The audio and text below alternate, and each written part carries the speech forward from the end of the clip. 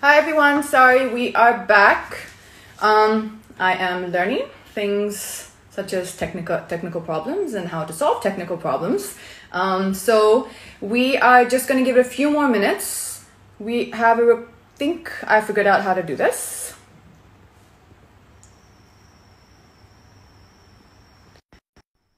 I think we have it.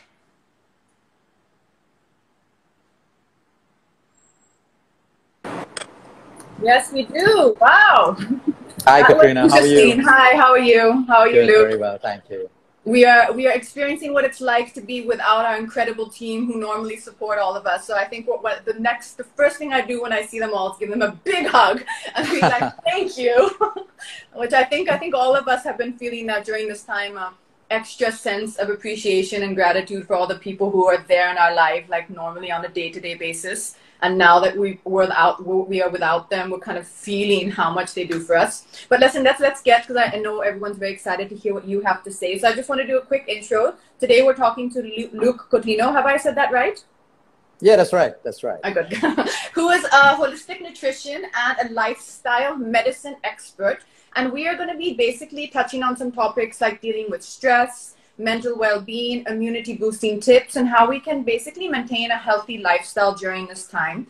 And this is kind of what we wanted to start out with, Luke, and pick your brain and know your thoughts and get some of your secrets on how we can kind of get through this time better. So the first kind of thing I wanted to ask you is, I think as we all know, these are tough times and all of us are experiencing many different emotions ranging from anxiety about the future to stress to trying to stay healthy to restlessness. And I think what I really wanted was for you to share some tips with us and all of our, K-Beauty family about the kind of things that we can do during this time to kind of calm ourselves and keep calm and, keep ourselves in the best possible state we can be. Sure. Yeah, I know stress and fear is a big thing right now. And people would be expecting the normal answers of go and meditate, don't worry, and all of that stuff. Yeah, but let's understand where fear comes from. Fear comes from when we feel out of control. So, most people who are fearful right now are constantly watching the news, reading WhatsApp forwards, and that creates more uncertainty in them.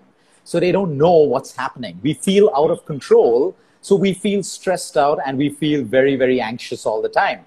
And in a way, people have been talking about building a strong immunity. We should understand the more stress we have, the lower our immune system. So if people really, really want to take care of it, so there are two kinds of people. When they hear news, when they watch the news, they feel more and more stressed. So number one, stop watching the news. Stop watching and looking at WhatsApp forward. So you cut yourself away from the source. Now, there are some people who can watch the news and realize that, okay, fine, it's happening to everyone. Let's go with the flow. There's nothing that we can do right now. But I think meditation is very, very powerful because meditation grounds us. We're able to be in control of what's happening. There may be still stress in the world, but when I meditate, I'm very grounded. I can look at problems and decide, okay, let me make an action plan to this particular problem. Let me take action over here. This is the best I can do. But when we react from a space of fear, we have no control. So that fear starts consuming us. So one is meditation, two, exercise. Okay, it's medically proven. We give patients with depression exercise because we know it can make them feel better. So right now, through this time of stress, try to do a little bit of exercise. You may not have access to a gym, but there is a ton of videos out there. People, training you online. That's one thing I've been seeing is there's no end to the help you can get. And I think that's a big thing we see nowadays is that's one really nice thing is there is a lot of help available out there, like whether you want to do yoga, whether you want to do just a little bit of gentle stretching, whether you want to do whatever you want to do there. If you look online, like there's no excuse. And this is something I had to tell myself because I was like, oh no, okay, I don't know what to do. I'm like, yes, you do. You can go look and then you search for what it is that you want. But I really like the first thing you said about first understanding where the fear is coming from. Because I think that's something really important for all of us is a lot of times we don't know what's bothering us. Like you're feeling restless. And that's one question I wanted to ask you is that when you're feeling restless and you don't know exactly, you can't pinpoint what you're feeling. What is a good kind of breathing technique or what is something, a simple exercise, a breathing exercise that can just calm your mind and help you find your center at that moment? Yeah, so that's a really good question, because there's something that you can do in a minute and move from stress to de-stress. It's your breath, Wow. like you rightly pointed out, breathing. But what's the technique for that?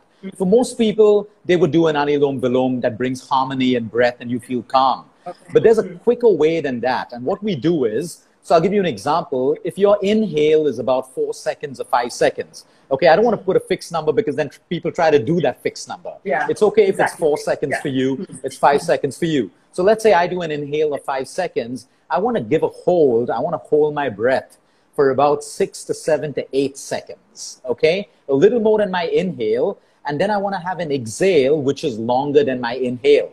So let's say I did a 4-second inhale. I did an 8-second hold. My exhale maybe 12 seconds. And I if just you tried do, it. I just tried you try it. it. I tried it as we were talking. 4 to 6 breaths into you will feel calmer. Your problems may still be there, but you feel calmer. Your heart rate comes down. Your BP can come down. Your blood sugar levels can come down by this one simple practice. So people need to learn to breathe the right way. That's why pranayama at this point is like magic. If you're in control of your breath, stress will not impact you. It exists, but it will not impact you where you get anxious, high blood pressure, anxiety, and all of that stuff. So I like what you said, Katrina. I like what you said about there's a ton of videos, but you feel sometimes you shouldn't do it, but then you say, no, I'm going to get into it. That's discipline. And a lot of people lack discipline. Like we pointed out, there's a ton of videos out there, but are you going to use it? That requires discipline. And people should use a little bit of discipline to make it work. So that actually kind of brings me to something else that I wanted to ask you, is that where do we find the balance at this time of, like you said, being disciplined and making sure we do the things which, like you're saying, you know, whether it's getting movement, setting a schedule for ourselves in the day, setting, you know, an agenda of what we want to achieve in the day, whatever it is that we can do from home, working from home. How do we find the balance between being disciplined with ourselves and also, you know, where a lot of people are saying that you should just try and relax and be easy on yourself and, you know, don't stress too much about what you are doing at this time. So how do we kind of find that balance? So everything in life is balance. I can be disciplined and I can also have a very relaxing day. I can do both of them. So what does the human body require?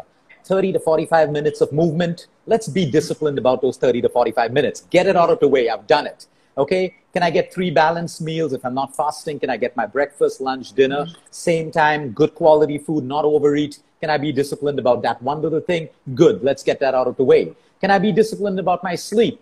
Enjoy watching movies right now, be relaxed, you have more time, watch movies. But can I also get my 7 to 8 hours of good quality sleep? And finally, can I do 10 to 15 minutes of pranayama, 10 to 15 minutes of meditation? So if I put all of this together, it's about 1.5 hours of your day. Okay, add another 7 to 8 hours for sleep, it's 10. You have 14 hours to relax and do what you want.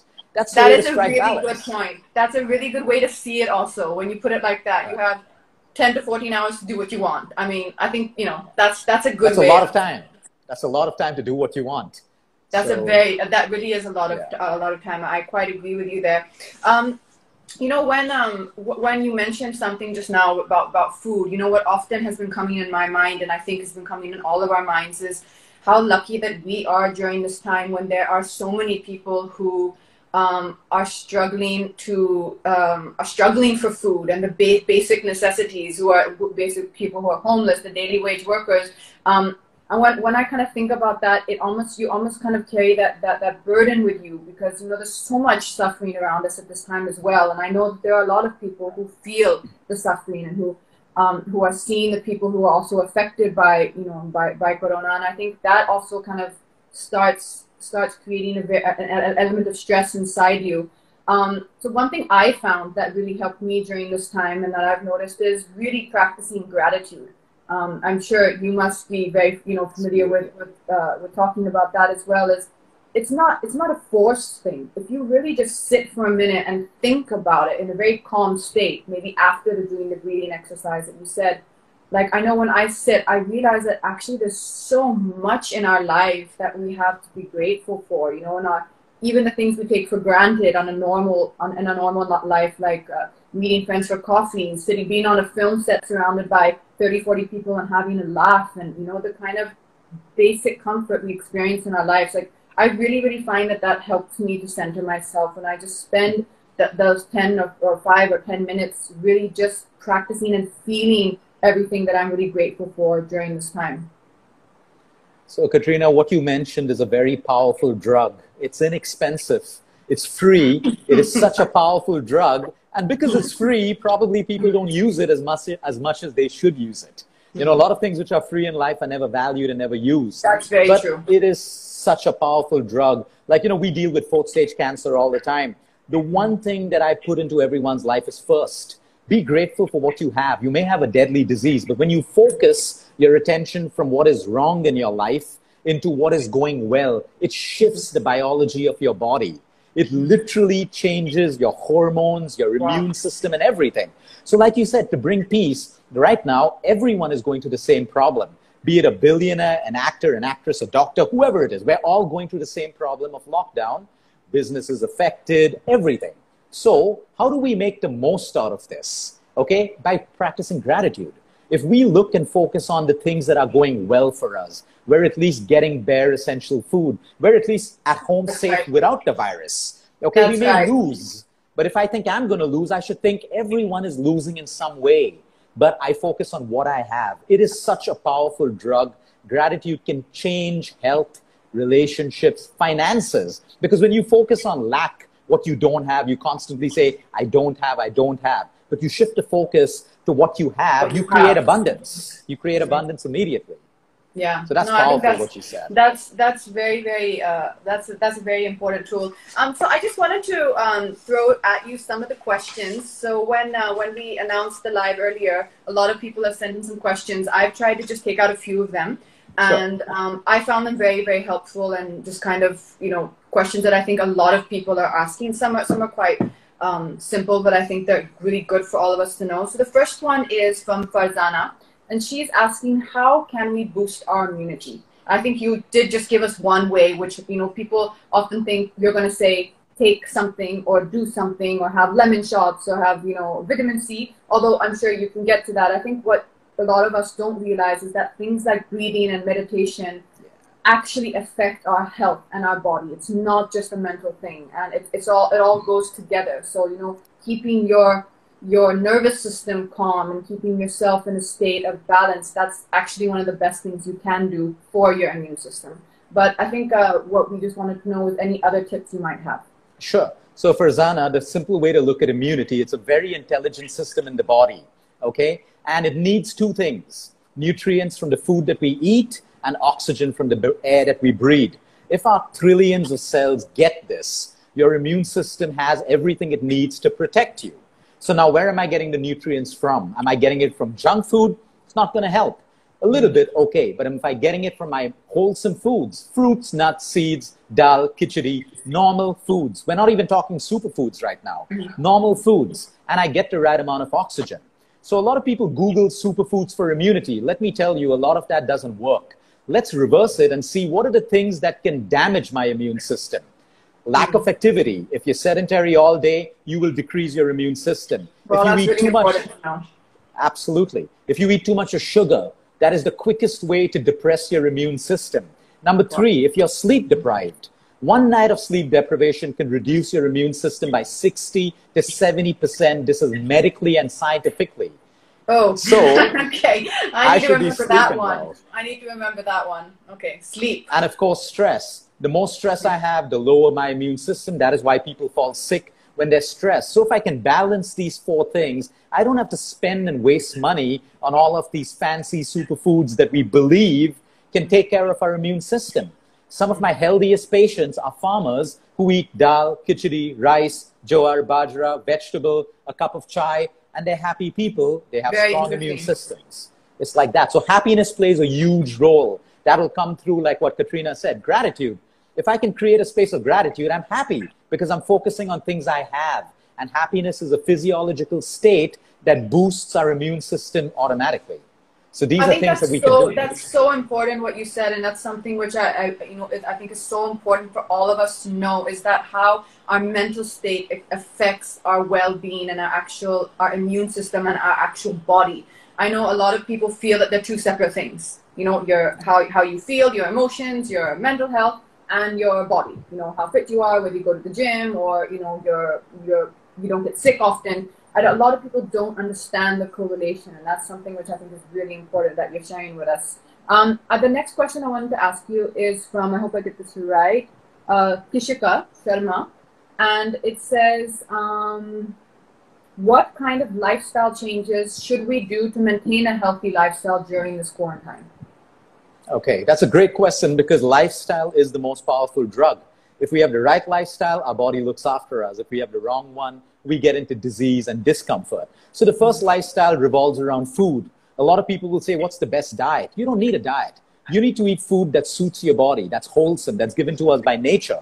So if you look at a balanced Indian diet, we have fruits, we have vegetables, we have nuts, we have a grain, we have a lentil, we have our lean protein, depending if you're vegetarian or non-vegetarian.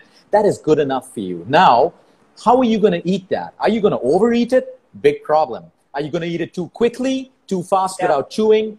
Big problem. Some people eat the healthiest food, but they eat it the wrong way. And they need to learn to eat food better rather than changing their diet. So the lifestyle change you can make around food is quality food, the right portion, eat it with love, eat it with gratitude, and eat it at the same time every day. Don't change your eating timings. If you're eating breakfast at 9, eat it at 9. If lunch is at 2, eat it at 2. If dinner's at 7, eat it at 7, because your body has a memory, and that works with a clock. So that's the first lifestyle change towards food. But exercise, any movement is good for you. If you don't like working out, dance. Even a 30-minute dance is great exercise for you. So I movement do that sometimes. I dance in my mind when I'm doing my stretching because, you know. Beautiful. Yeah, that's activity and that's exercise. You can make it fun. Make it fun. Lifestyle should be fun. If it's not fun, you won't feel like doing it.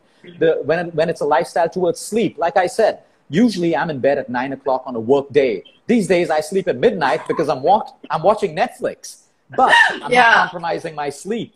I still make sure I sleep 7 to 8 hours and I wake up feeling rested. So it's a balance. I want to be happy. I don't want to be deprived, but I will still take care of my lifestyle. And then your emotional stress. I like that 9 o'clock bedtime. I think that's going to be one of my new goals. 9 o'clock bedtime.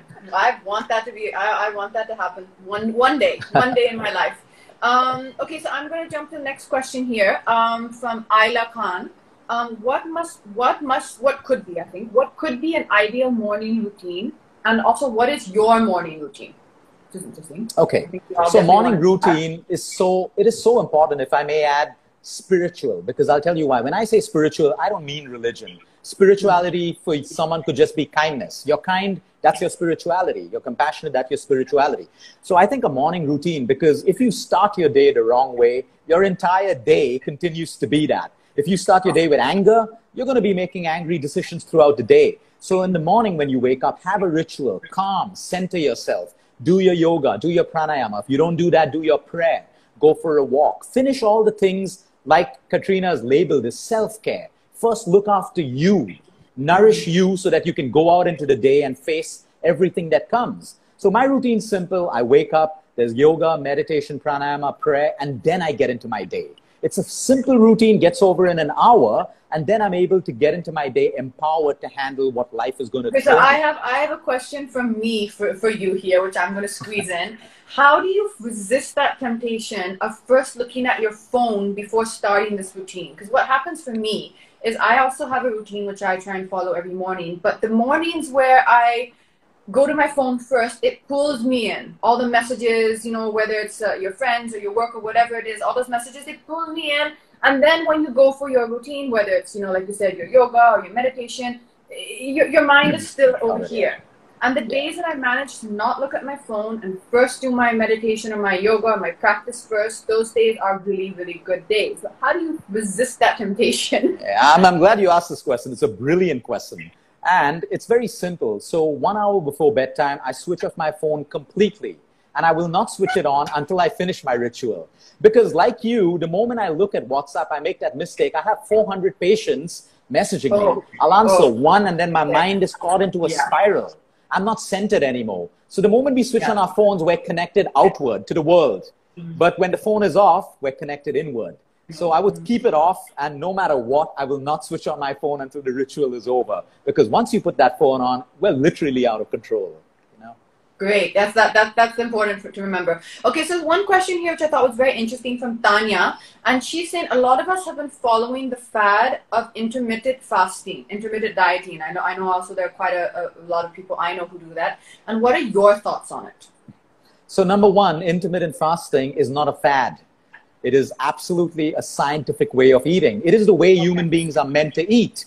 So we're supposed to eat, you know, with sunset. On a practicality, we're supposed to eat an early dinner, keep at least 12 to 14 hours. Sunrise to sunset, we're supposed to eat then. But sunset to sunrise, we're not supposed to. The human body is designed that way. Now, human beings take a principle and they make it into a fad. So the moment you say, I'm doing 16 hours, I'm doing 18 hours, you made it a fad. Because why 16? Why not 17? Why not 15 and a half? You need to fast according to what your body tells you. So some people get the best results in 12 hours. Some people get it in 14 hours. It's different for everyone every day. So if you put yourself into a box and given it a number, you've made it a fad. But the system of fasting is by far one of the most powerful mechanisms for human health. Skin, hair, cancer, diabetes, you name it. It's your body healing you while you're not eating. That's really interesting, because this is actually a discussion I have with my friends a lot. You know, that whether this is a good thing or not. Like some people I know, they do 14 hours. Some people do 12. Some people do 16. But I think what you said is very important, to feel what feels right for you. Yes, you know, and to keep that in mind. I'm just going to jump to the next question, because I know that we only have a little bit of time left. From Shushmita, she's asking what type of foods can help boost our immune system. Now, this is also an interesting question, which I just also want to add something here, is because a lot of people sometimes don't know what their allergies are. You know, so you can think you're eating something healthy, but you may be allergic to it. So during this time where we are kind of, you know, confined to home, it's also a little bit restricted what all, you know, you can get, what's available right now. Maybe just some simple suggestions of healthy foods we can incorporate into our diet. Okay, so we can break that down. I'll give everyone a simple recipe right now. If you have ginger at home, you have garlic at home, you have a little bit of cinnamon. I'm writing it down. Which most people have. So you need cinnamon, garlic, and ginger. I take a 1-inch piece of ginger. I take 2 cloves of garlic. I mash it together. I boil it in water with just like 1/4 teaspoon of cinnamon powder. That's dalchini. Okay? I boil that for about 5 minutes. I make like a tea. And then I pour it into a mug and I sprinkle a little bit of fresh lemon. Usually, most people will not be allergic to this. But if you are, just don't have it. It's as simple as that. Yeah. Try to consume this once or twice a day. I just want to run that once by. So you're saying 1 inch of ginger, 2 cloves of garlic, 1/4 of a teaspoon of cinnamon, and you boil this together for about 5 minutes, and you can squeeze like maybe half a lemon on it. Is that right? Yeah, just a few drops of lemon on it. And that is such a powerful How much water do you boil it in? How much water do you use to boil it? Yeah, you can use like 3 cups and reduce it to 2. Okay, because while boiling, you lose some water. So you have 2 cups which are made for the day, and you can have that. Now, the other Indian foods are simple. Khichdi is a superfood. Sambar is a superfood. I really like that, yeah. Yeah, these are superfoods. Your garam masala that we made our curries in are superfoods because they contain everything from turmeric to black pepper.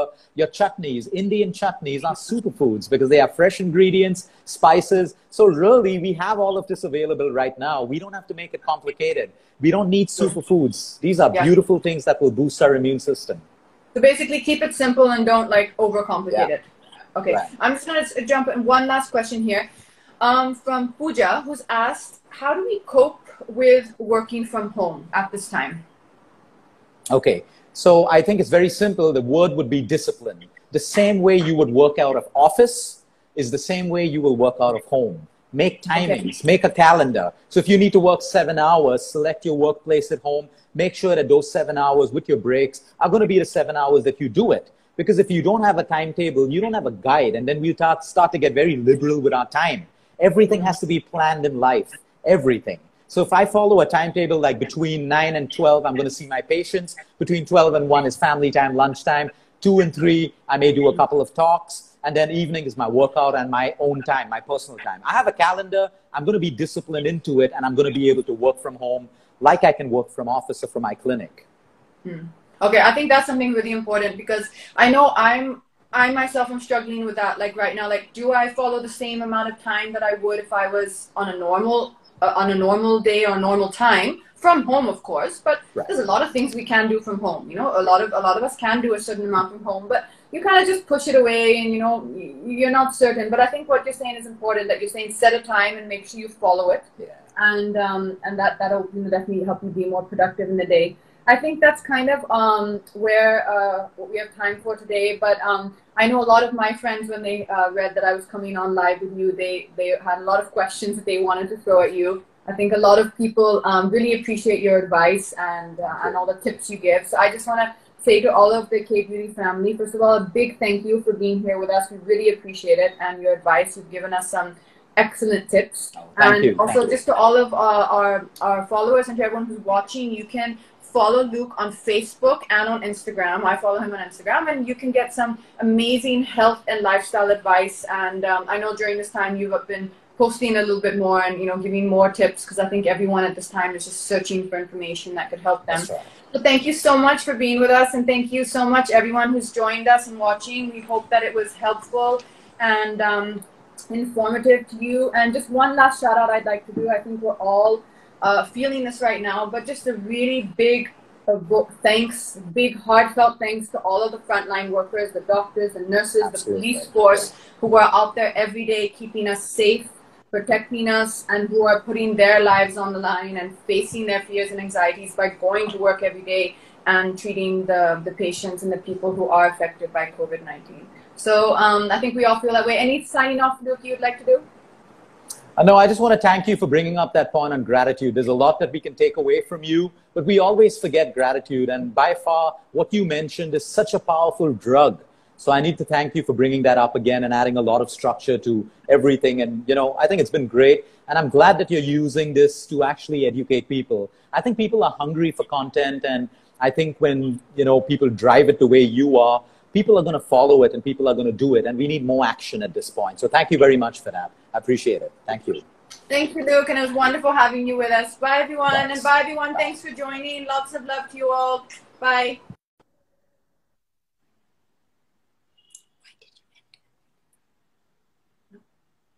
You ended it now. Finish it.